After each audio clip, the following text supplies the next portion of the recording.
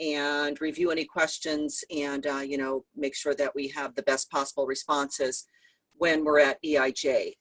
By way of background, and I won't spend a lot of time on that, I just want to just review quickly how we got here and the essence of the bylaw changes. This conversation is a long-standing one. How can the board be more efficient and more effective, essentially, efficient and effective? More than a year ago, Michael Koretsky, who is on this, this call, made a proposal to reduce our number of regions from 12 to 9. And while that was not successful, it put the topic back on the table in a real, very tangible way. In late spring of last year, Paul Fletcher, who was then president, decided to put together a task force to look at governance issues, asked me to chair, and then from there, the task force was formed, including myself, Joe Skeel, Erwin Gratz, Jason Parsley, and another member who had to leave our service a couple of months ago, Victor Hernandez. So over the past year, what we've done is a number of different things, all of which are outlined, by the way, on the SPJ site, which maybe most of you have already looked at, but it's spj.org/governance.asp. If you have the ability to have that screen open as you're on the Zoom call, that might be helpful to you. But nonetheless, that's where a lot of the history and the process here is captured. Fast forward, the task force did its work, talked to a good number of people over a long number of months, put a proposal before the full board in Indianapolis in the spring. The board endorsed it with just one vote of opposition. So 22 out of 23 endorsed the idea. And from there, it went to the bylaws committee to draft the bylaws, again, that the delegates will take up at EIJ 17. And in a nutshell, if successful, the bylaws change would require the board to shrink from 23 members to 9. We would have 3 officers, president, president-elect, and secretary-treasurer on the board. We would have 4 at-large directors, and then we would have 2 appointed directors, meaning that when the 3 officers and the 4 at-large directors are seated, that board, those members collectively would determine the appointed positions. And there's a lot of reason why that all came to be, which we're happy to go over. So at this point, I will stop talking. You see on your screen, we've muted all the pictures, by the way, just for tech reasons. Aside from myself, Joe, Erwin, and Jason, and I see 5 other people, well, 4 other people on the call, including Tara. So, Tara, do we have some questions in the chat field? We do not have any questions at this time. For those of you, really quick, I know a couple joined in while Patty was giving some background.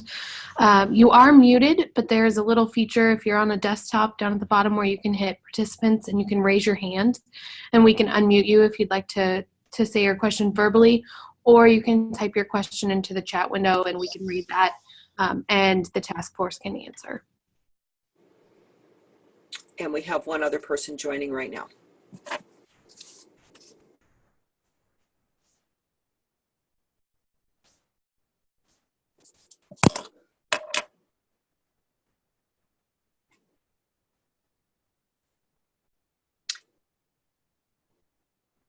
Patty, we have a question from Michael Koretsky. It says, some SPJers wonder about chapter representation.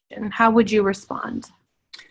I think it's clear when you read the bylaws changes, the proposed changes, that the board would go from being what is now a representative model to being to being a model that doesn't follow the strict representation. So how would chapters specifically be answered? I guess I would say that I would hope that folks who have a lot of experience in chapter management and hold our chapter system near and dear would be motivated to run for a board position, that's the first thing I would say, is that any of our current regional directors, for example, that have great depth of knowledge and experience with chapters, that they might be willing to step forward as a candidate for the board. In addition, one of the key recommendations that we have made is that each of the new board positions be assigned certain communities, certain constituencies, certain slices of the SPJ population. So you'll have this board of 7 elected folks, you'll have your 3 key officers, but that the other 4 at-large directors would be assigned essentially to be the liaison, the key liaison with various pieces of the SPJ world. And so conceivably, if the new board would take that recommendation, right, it would be up to the new board to take that recommendation, then you would have, you know, at-large director Joe Smith would be the chapter liaison. And so does that answer the question, Michael?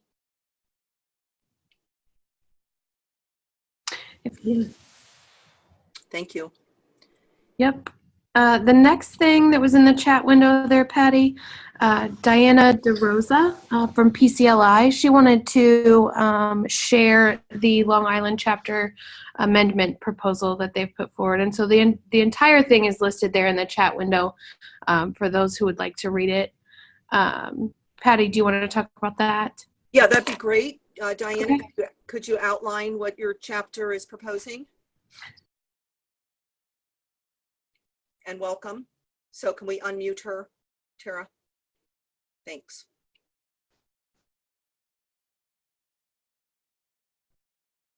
Oh. She doesn't have a voice on whatever mechanism she's on right now. Is that what she said, Tara? Yep, that's what she said. Yeah, this is Erwin. I mean, I can speak to this because I talked at length with Bill Blyer about the Priest Club of Long Island proposal. It's just really pretty straightforward. Essentially, what they want to do is they want to make sure that there is a board seat dedicated to a regional director. Their feeling is that the concerns of the various regions are still different enough from the national strategy that they want to have that voice represented on the new board. So that's what they're going to propose in a nutshell. Mm-hmm.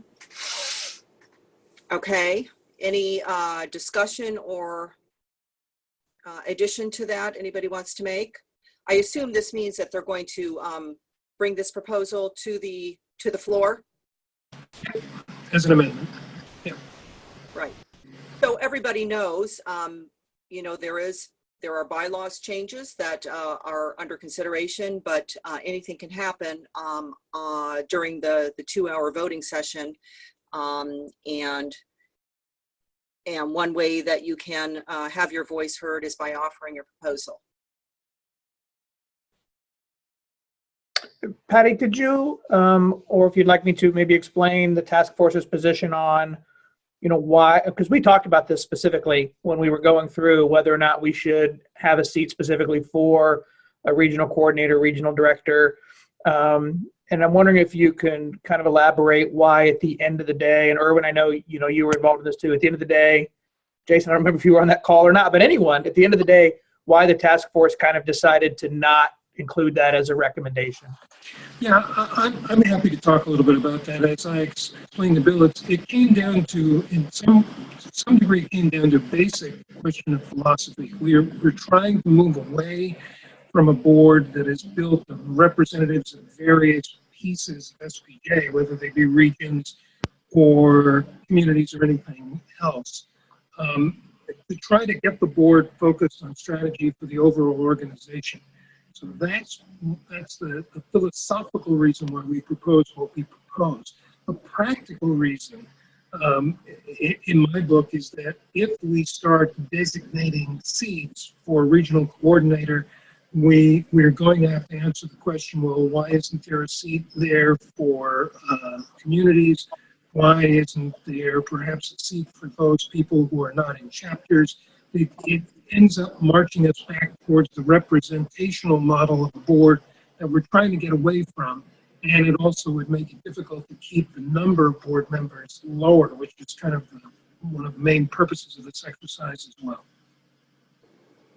I think the point that really our task force keyed on is that we are aiming to remake the board so it can have a more strategic focus. For folks who are on the board right now, you know that everybody brings their own agenda, brings their own particular items. That can still happen. You can still have your own agendas and your items, but the board overall, the thought here is that the board overall needs to create a shared strategy, put together a plan that these are our strategic priorities for a 3 to 5 year period. Here are here's the action plan that's going to get us to those goals. So yes, you know, if there's a regional need, as I said before, we would hope that the board would have pipelines of communication so that a regional director would always know who's my go-to person on the board. I'm going to go to that person with this major concern from either my region or one that applies to all regions. So we are not trying to shut down anybody's voice with this proposal. Quite to the contrary, this is SPJ. This is a group that represents journalism, but the board has been hampered by its size and by the fact that we go in too many directions in a given year, and therefore the overall effectiveness is reduced, right? If 9 members could agree, this is our action plan for this calendar year or this 3-year period, I think we'll have a better chance of continuing the great work in recent years to increase the effectiveness of SPJ, the voice of SPJ, the growth of SPJ, and projects that maybe are not board level projects can be moved down to various work groups that either already exist, committees, communities, chapters, regions, or can be created if they don't exist. And I would add 2 other points. One of the important components of this proposal is that we are going to create a much more formal nominating process and a nominating committee. And one of the things that the SPJ board has already approved as a matter of policy is that a member of one of the regional coordinators will have a seat on that nominating committee to determine, to help determine who would be on a slate to run for the board. And of course, there's also nothing in the proposal to stop any regional coordinator from running for one of the at-large seats and winning election to the board. I mean, I would just offer as an aside, I am a regional director. I have been for 3 years. I am now running for secretary treasurer. So if all goes well, in 2 years, I would be the board president. I know the chapter structure well. I know the regional structure well. I know the concerns of folks at all levels of SPJ. So I would just say that that's, something to consider as well. Patty, may I just interrupt for 1 second?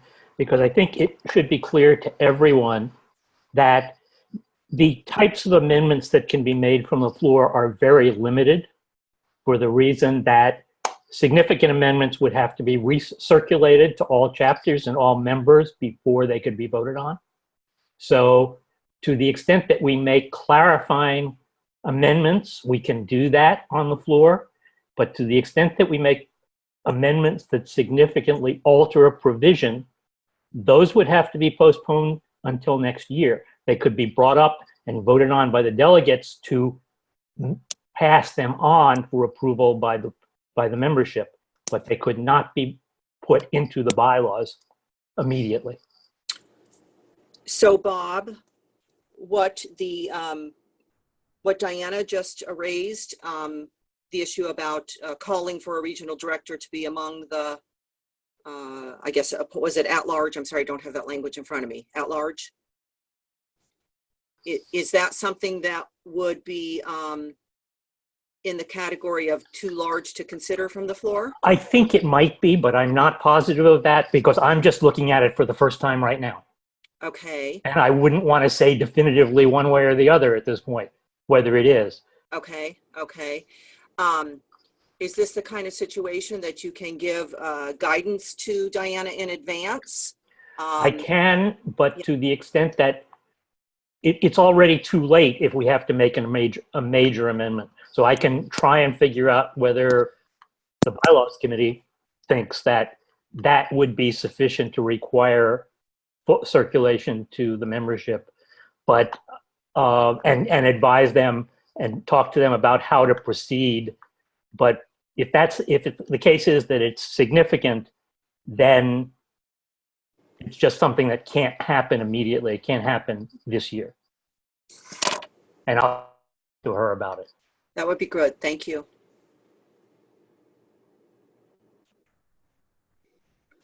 Tara, do we have other questions in the chat field? No, Bob posted his comment there, which we were going to get to in just a second, but he just talked about it, so we can skip over that one. For those of you who did have joined in the last couple of minutes, just a quick reminder, you can post in the chat window any of your questions and we'll read those. Or you can click a little button that says raise hand down at the bottom on your participants button if you're on a laptop, and we'll unmute you from the moderator perspective and you can ask Patty yourself.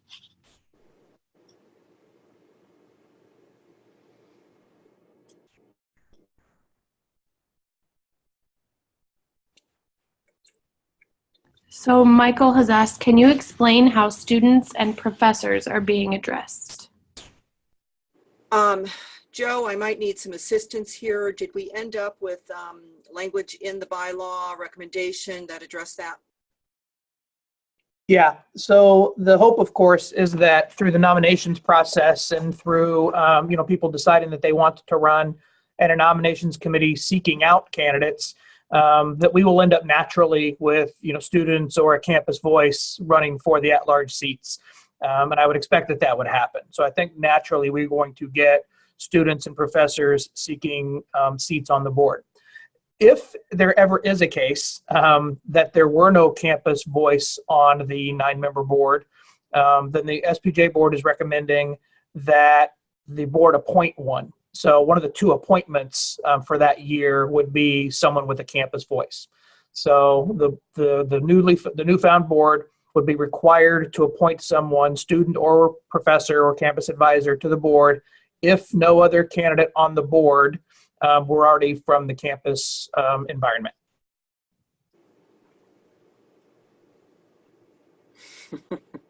Why, thank you, Michael. I'm not sure that's a compliment, but yes. Hey, Patty, just kind of to add and to tie this to the Long Island's amendment proposal is, the proposal had said, since we've created a seat, for campus reps, can we do that? We should be doing the same thing for the regional voice. And what I would say is that there's a subtle difference here in that the campus voice seat is only being appointed if no other campus voice is already on the board. Their amendment proposal would require the board to always have a regional coordinator on the board, even if the 8 other members all come from a chapter background.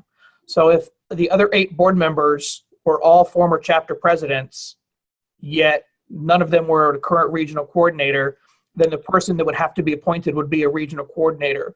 What you'd end up with then is a board where there are only chapter perspectives on the board. So it could actually be counterproductive to trying to diversify your board structure.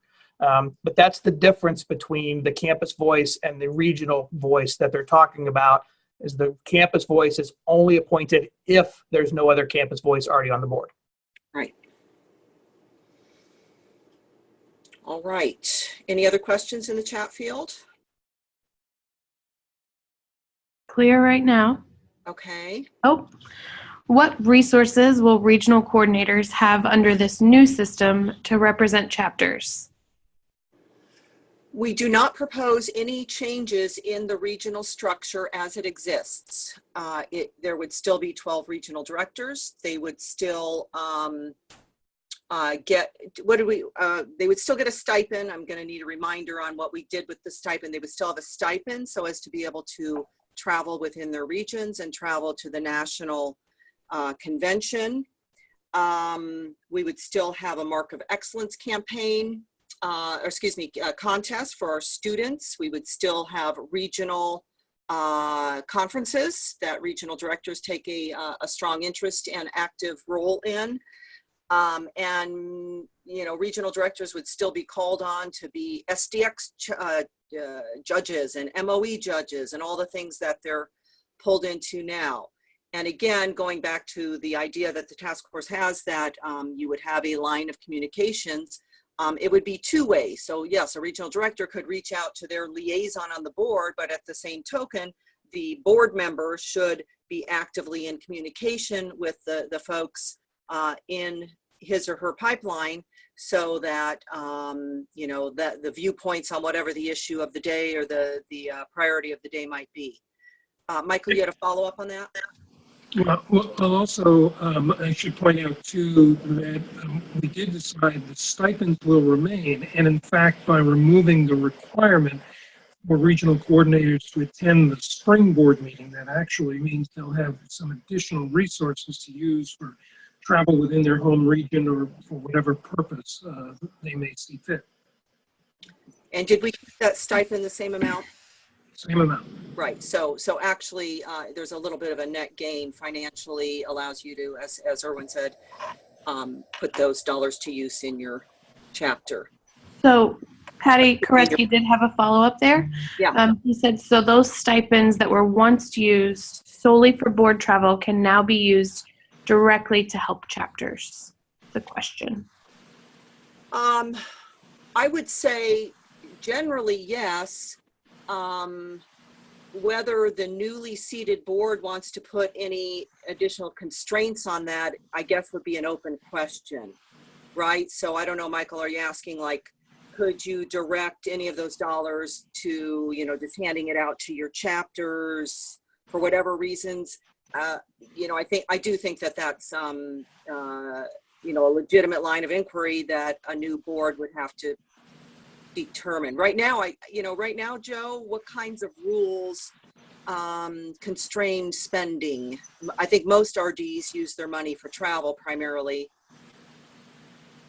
Yeah, the stipends and the policy is intended to reimburse regional directors for expenses they make on behalf of the society. So that typically comes down to travel. That's the most common. So if they go to, you know, attend an event or whatever, and they have to travel to get there, stay in a hotel and meals. I think what Michael is proposing perhaps may be a gray area if the suggestion is that the regional coordinator hand out money to chapters to do programs. That would not technically be a reimbursement. Now, if that individual wanted to cover some costs and then asked to be reimbursed, now we're in the gray area. Right. But the stipend policy that we currently have on the books is designed as a reimbursement. So that would be something that if that's something the regional directors, regional coordinators wanted, the board would have to address that. Okay. Other questions?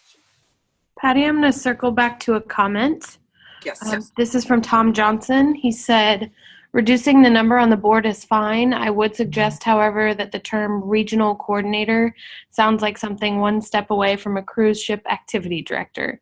It implies no or little responsibility, influence, or authority. That said, I don't have a great solution except possibly maintain regional director, but without board membership. Yeah, that's we kind of ran into the same situation. We decided to change the name to coordinator simply because we were no longer going to have these people on the board of directors. So we were trying to avoid some confusion. You know. Right. What'd you say, Koretsky? He asked if he could be an SPJ recreational coordinator. Sure. Maybe we'll just call them all George. How's that? I mean, your point is well taken, Tom. And if regional coordinator is a term that sounds goofy for whatever reasons, again, I think the newly seated board could take up any suggestions for alternative language. Ethics poker. All right, more questions. know there were maybe one or two who jumped in, so questions can be posted in the chat window, or you can use the raise your hand feature. I can unmute you and you can ask Patty yourself. Can I jump in for a second? I just wanted to add that Michael's question about chapter resources and whatnot, I think that with regional coordinators not having national board duties, they will have more time to focus on their chapters in the region, and they'll be able to provide more assistance because national board members do have a lot of duties. So that limits their time that they can focus on the chapters and individual members in their chapter. So I think that this is definitely a win-win in that regard.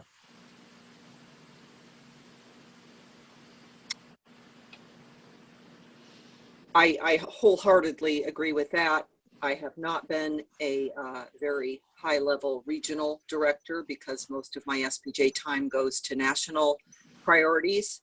And happily, I have good chapters that seem to run themselves, but there's a couple sore points in my region that if I had more time, I would like to devote to trying to, help them, grow them, develop some new chapters and places in my region where we are lacking that. So yeah, definitely.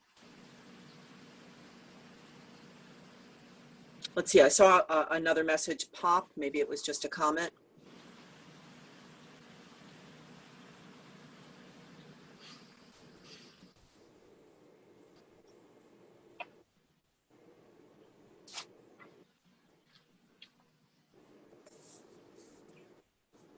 Any other questions?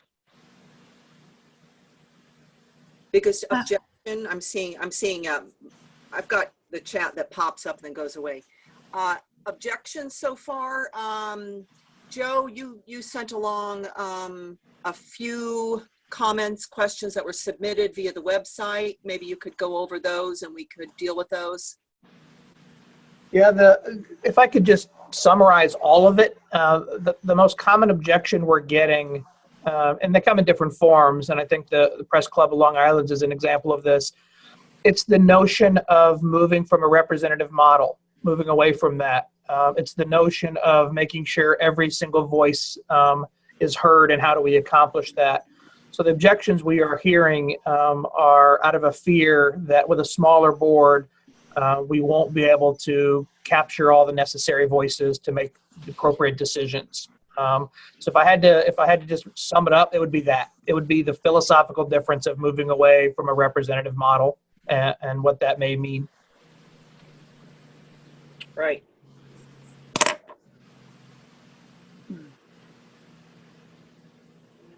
So our task at EIJ when we talk about this is to hit all of these questions. Certainly the idea of the representative model versus what's called a competency model.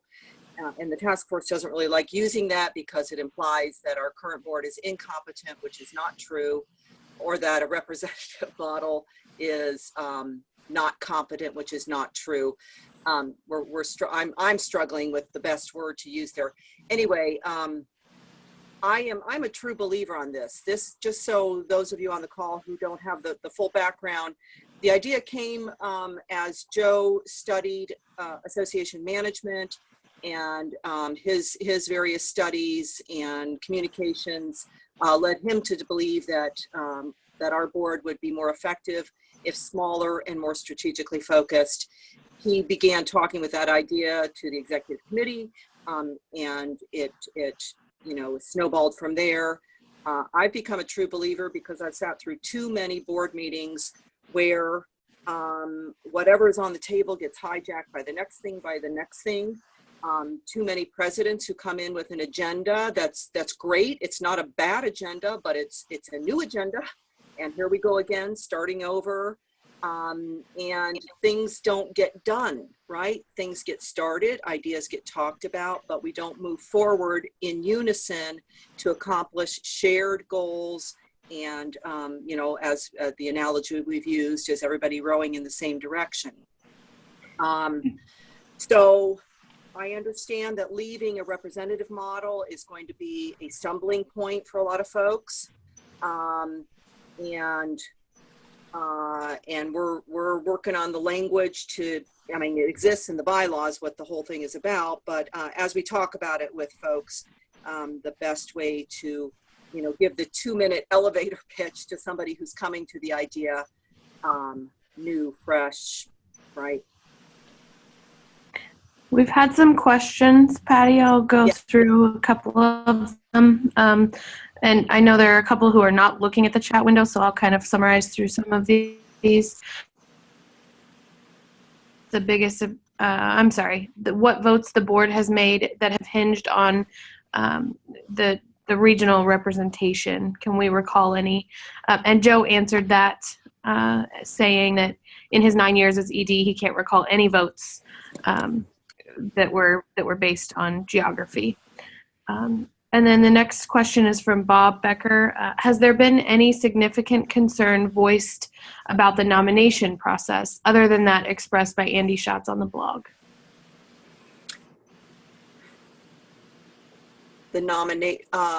Well, we have talked a lot about the nominations process and suggested a structure by which we can get the best possible nominees, the widest possible number and variety of nominees. We've suggested a nominations committee that is representative for the very reason of bringing in people from all different parts of SPJ world or even non-SPJ world. So I'm not sure if I'm answering what you're asking, Bob, but we did put a lot of thought into what that nominations committee should look like. And as you probably know, at present, and for as many years as I am aware of, the nominations process has been pretty informal and ad hoc-y, and generally up to just the immediate past president. I don't mean just up to as if he or she makes all the decisions, but the duty of the task of just the immediate past president. And we as a task force believe that a more effective way to identify and recruit the best possible mix for the national board is to have a really rigorous nominations process that would essentially stay in operation all year long. And it would be far bigger and more complicated than just the immediate past president reaching out to the usual characters to consider running for the board. Yeah, Patty, I think I agree with you on all of that. Andy's concern, and in fact objection, is that there will be an endorsed slate put out by the nominating committee, and that's the question that's going to come up at the convention. Mm-hmm. Right, Yeah. right. Did we end up with the word endorsed? No. We really didn't want to use the word endorsed. The bylaws are very neutral, but there was some stuff in the policy that was drafted that is not as neutral. Correct. You're correct, Bob. You are correct. And this was a point of contention, and you're right. Now that you're mentioning it, Andy did highlight that several times. Essentially, I'm going to speak for myself and let other task members jump in on this. Essentially, I came to believe that if we did not have some semblance of an endorsement or a thumbs up or a slate, that the whole process of nomination would seem overkill. Why would we put together a rigorous nominations process and then not at the end of the day say the nominations committee has recruited these people. These are the people that the nominations committee think should run for these positions. So use the word endorse or not. And as written, other nominees are welcome to come forward. Other folks are welcome to throw their hat in the ring. But at the end of the day, I, as a person, as a member of the task force, believe that the most effective way to get where we're aiming to get is to, in fact, identify which persons we think can get us there. I'm going to read one of the comments from the chat on this topic. It's from Dory Zinn. She said, I'm just not sure why there needs to be someone to represent all the regions. Isn't that the entire purpose of a national board? Sure, it is. But, again, in some ways, some of what we've done here is an attempt to compromise and craft a system the delegates will accept. So while we are trying to keep the board free of a representational model, we did rely more on a representational model for the nominating committee. I mean, in philosophy, Dory, I would agree with the idea that the SPJ board is not supposed to be kind of trying to figure out what's best for each individual region. And as a matter of fact, I would not only second Joe, but I would raise him by probably 11 or 12 or 13 years in my time on the board, with the exception of the regional map. I've never seen anything come before the SPJ board where the response was going to be different from Region 1 to Region 11. We're all journalists. The issues we're dealing with are pretty universal, I think. Patty, I'll Go. add on to the nominations question about the question of slates versus seals of approval, endorsements, all of that. So in my research, there are a lot of different ways that boards structure themselves for nonprofit member associations. The most strategic would never be accepted by our membership and never proposed, and I don't think anyone on the task force even liked it. But the most strategic way boards get the right people for them is they handpick them. There's no election. There's no nominations process. They just handpick people and say, you're on the board. And so you essentially have a group of people replacing themselves with a group of people they see fit. The other end of the spectrum is actually what we have. There's no strategy. There's no way to ensure you're getting the most qualified people on your board. And that is a free-for-all. Anyone can throw their name in the hat and run and be elected. What that has actually led to for us, because of our representational model, is that we often have people who don't declare, so we have vacant seats. So we have to really work hard to find anyone willing to fill a spot. That's also not the type of leader you want on your national board driving your association. So where we ended up as a task force was somewhere in the middle, where the nominations, a nominations committee would vet, more like a job application process. They would seek out qualified candidates. Anyone would be willing to throw their hat in the ring and go through the nominations vetting process. But at the end of the day, and anyone could still run if they wanted. But at the end of the day, like Patty said, we felt the best way to get the most qualified people on the board was a vetting process. And that ultimately means if they're being vetted, then a nominations committee would say, we find this person to be qualified and able to serve. What we also agreed was that it would not be a slate, where once we found one candidate for one of the spots, we would stop, or we would only handpick 4 people and then ask membership to ratify. The goal is we would have 3 or 4 people who go through the vetting process and be qualified for the exact same post, which would end in a contested race of qualified people. And I think that is what the task force is really trying to accomplish. Not so much a slate, not a free-for-all, and not picking friends. So that's where we kind of ended up as a group.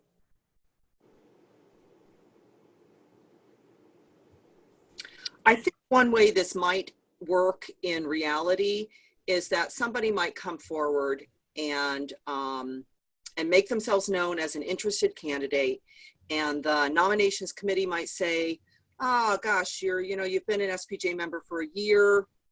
You don't have much on your SPJ resume yet, or maybe you're, for whatever reason, might counsel that a particular candidate maybe is not ready, but thank him or her for their interest, maybe offer some advice on how to beef up their involvement or make themselves more valuable as potential board member, etc." So now that person could go forward and decide they wanted to put themselves in nomination anyway, put themselves on the ballot anyway. But we'll have to think of a way that, they wouldn't be among the persons that were recommended by the nominations committee. Okay. I'm going to circle back and read Diana's comment, unless you guys have more on the nominations process. I'm good. Okay. Despite everything that has been said here, says Diana, PCLI is very much interested in presenting this proposal. The strength behind a coordinator voted on by the regions is key because it needs to be someone that will represent all the regions and give the regions the opportunity to vote for who they choose. Gives them the chance to choose someone they feel will respect every region's goals. And since she doesn't have a mic, I just wanted to make sure we read her comment. Okay, thanks. Yeah, and I think just to be clear, we're also not talking about changing the way regional coordinators are selected. The regions can still have a chance to vote on, as they do now, and pick their coordinators. The only difference will be that those won't be board seats.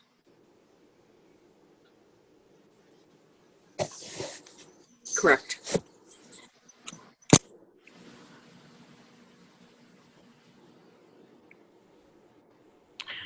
There's a new question from Michael. Can PCLI give an example where regional representation would be an important vote on the national board?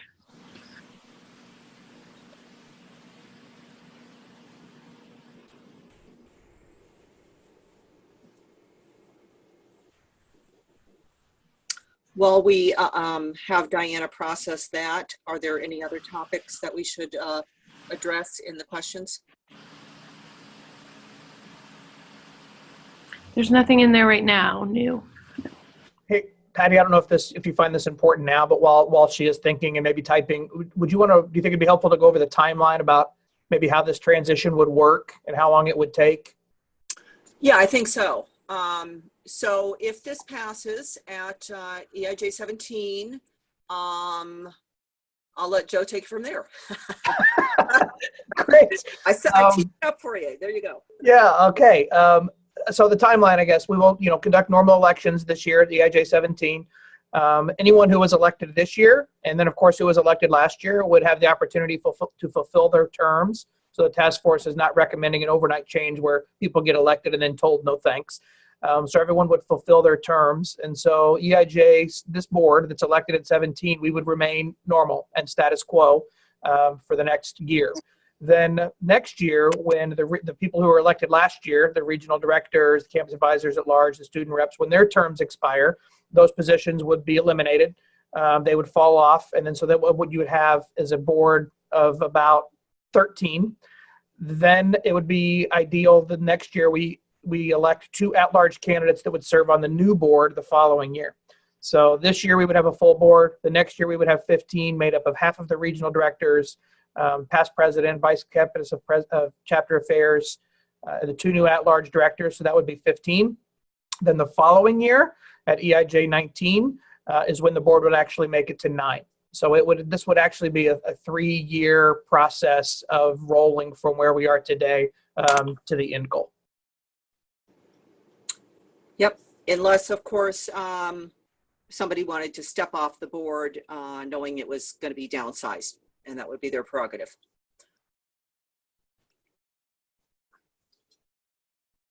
I think I'm just looking at the quote from Diana.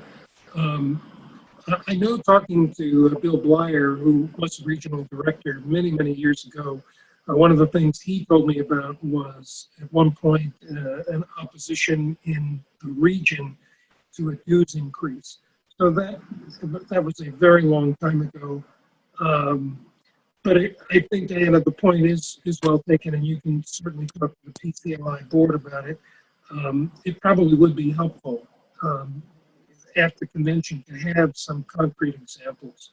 Because frankly, I don't really have any really good examples. And when I've mentioned that a couple of other times with other SPJ members, we had a meeting last year at convention, and nobody at that meeting, there were 25 or 30 folks gathered, seemed to have any ideas either about individual measures that affected one region over another, or affected regions somehow differently from the national organization.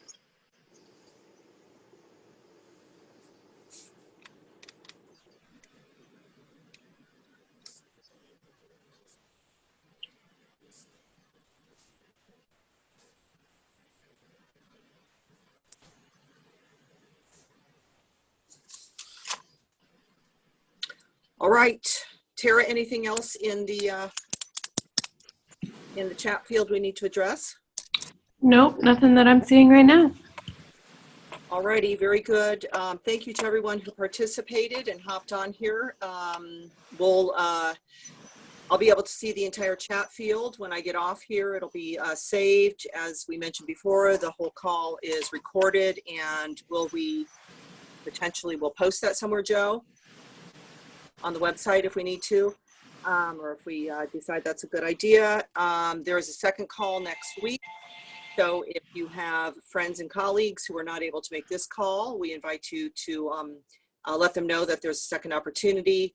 And again, on the SPJ website, there is a full page on governance with a lot of links that give you a lot of detailed information about what's up. So in addition, our individual emails, names and emails of the task force are on that page. So we would invite you to be in touch with any of us individually if you've got questions. Thanks very much to everyone.